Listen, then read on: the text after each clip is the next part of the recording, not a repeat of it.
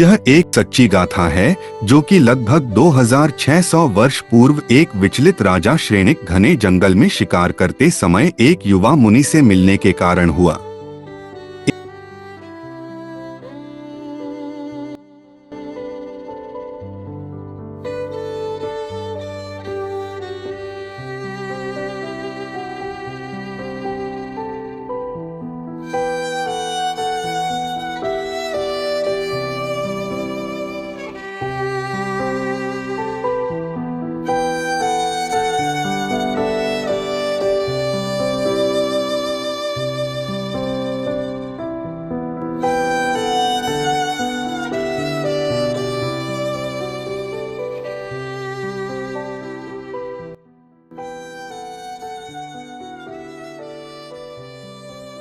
एक मुनि के हाथों पराजित होने के पश्चात राजा श्रेणिक गलत और सही दृष्टिकोण के बीच का अंतराल की वास्तविकता को न समझने के कारण एक गहरी मानसिक पीड़ा में थे। हमेशा की तरह वह शिकार पर थे, लेकिन अपने गहरे व्याकुलता के कारण किसी भी जानवर को मारना पसंद नहीं करते थे। उसने रास्ते में एक मुनि को देखा जो गहरे ध्यान में लीन बैठा थे, परंतु राजा ने इसके विपरीत सोचा कि उसने मुझे देखकर प्रपंच कर रहा है। मैं उसे इस नाटक अवज में एक उसके सबक सिखाऊंगा।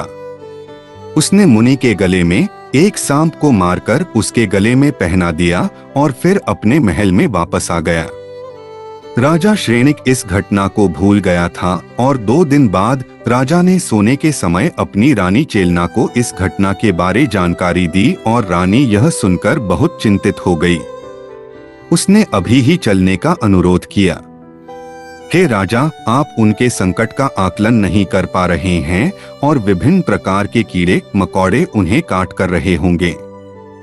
रानी, इतनी गंभीरता से मत बोलो, उसने मेरे जाने के बाद ही इसे तुरंत निकाल दिया होगा।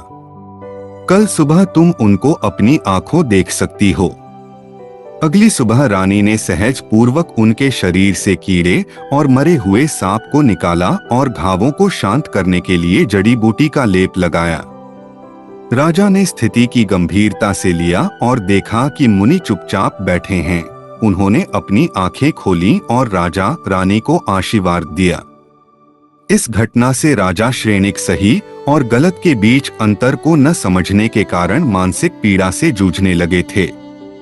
इस घटना के पश्चात राजा श्रेणिक ने शिकार करना छोड़ दिया, लेकिन अक्सर जंगलों में घूमते, भटकते और बिना शिकार के लौटते थे।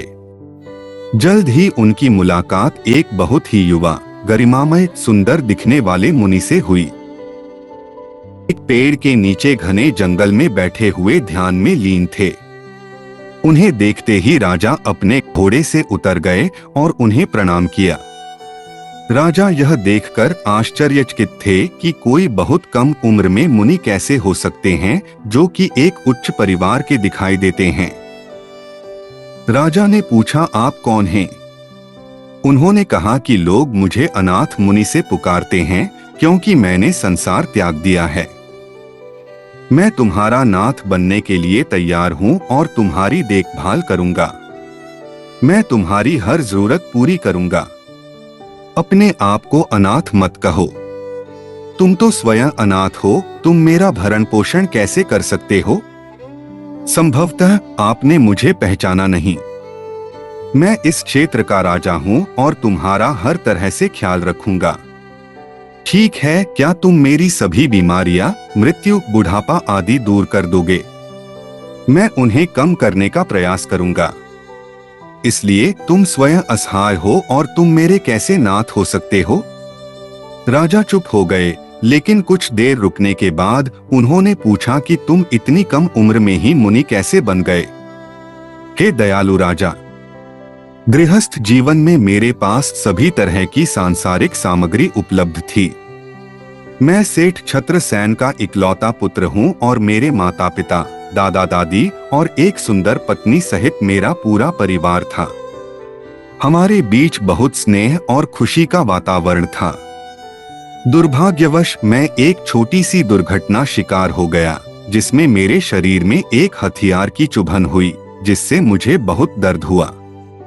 यह दर्द बढ़ता ही गया, जबकि सभी ने मेरा बहुत ख्याल रखा, लेकिन दवाएं आदि काम नहीं आईं। मेरा स्वास्थ्य दिन प्रतिदिन गिरता जा रहा था। दुनिया भर से योग्य और प्रसिद्ध वैद्यों को बुलाया गया, लेकिन उनके उपचार मुझे ठीक करने में कारगर नहीं हो रहे थे। मेरा स्वास्थ्य बिगड़ता जा रहा था और अंत में डॉक्टरों ने मेरे बचने की उम्मीद छोड़ दी। शारीरिक व भौतिक रूप से मेरे परिवार के लोगों ने सेवा, परंतु एक समय सभी ने मेरे बचने की उम्मीद छोड़ दी और वे असहाय से हो गए। मेरे प्रति उनका जो लगाव था वह तेजी से कम होता जा रहा था, मानो मैं दुनिया से जा चुका हूँ। पहले के स्नेह और अब के स्नेह में एक स्पष्ट अंतर दिखाई दे रहा था, जो मुझे बहुत चुभ रहा था। मैंने मन ही मन संकल्प लिया और भगवान से प्रार्थना की, अगर मैं ठीक हो गया तो मैं मुनि दीक्षा ले लूंगा। इस संकल्प के दृष्टिकोण से मेरी बीमारी को ठीक होने लगी और जल्द ही मैं एक स्वस्थ व्यक्ति बन गया। मेरे आश्चर्य की बात यह है कि मेरे और परिवार के सदस्यों के बीच की बढ़ी हुई दूरी फिर से खत्म हो गई थी। हे राजा, हम सब अकेले हैं, हमारे साथ कोई नहीं है और यह एक कड़वा सच है। इस तथ्य को जल्दी स्वीकार कर लें। मुझे आशा है कि आप अनाथ का अर्थ समझ गए होंगे। संसार का त्याग ही दुहक से मुक्ति का एकमात्र उपाय है। अनाथ मुनि के विचार सुनने के बाद राजा ने प्रसन्नता व्यक्त की और स्पष्ट किया कि वह किसी के स्वामी नहीं हो सकते। अनाथ मुनि को प्रणाम करके राजा अपने महल में लौट आए। जीवन के सार समझ आ गया, लेकिन आगे कैसे बढ़े? विचलित मन होने के कारण उन्होंने अपनी मां के साथ अपने विचारों पर चर्चा करने का फैसला किया। अपने चंचल मन और देखी गई वास्तविकता पर मार्गदर्शन मांगा। वह पूर्ण शांति चाहते थे। बहुत विचार विमर्श के बाद मैंने दूसरा धर्म अपनाने की इच्छा जताई। उसकी मां ने उसे कहा कि लोग क्या कहेंगे। मैं उनके विचारों के साथ नहीं चल सकता, क्योंकि मुझे अपने दार्शनिक जीवन के भविष्य के दृष्टिकोण से आगे के जीवन को अभी से प्रबंधित करना है। अब से अधूरी विचारधाराओं का सामना करते हुए श्रमण सिद्धांत के मार्ग पर चलने का फैसला करता हूँ।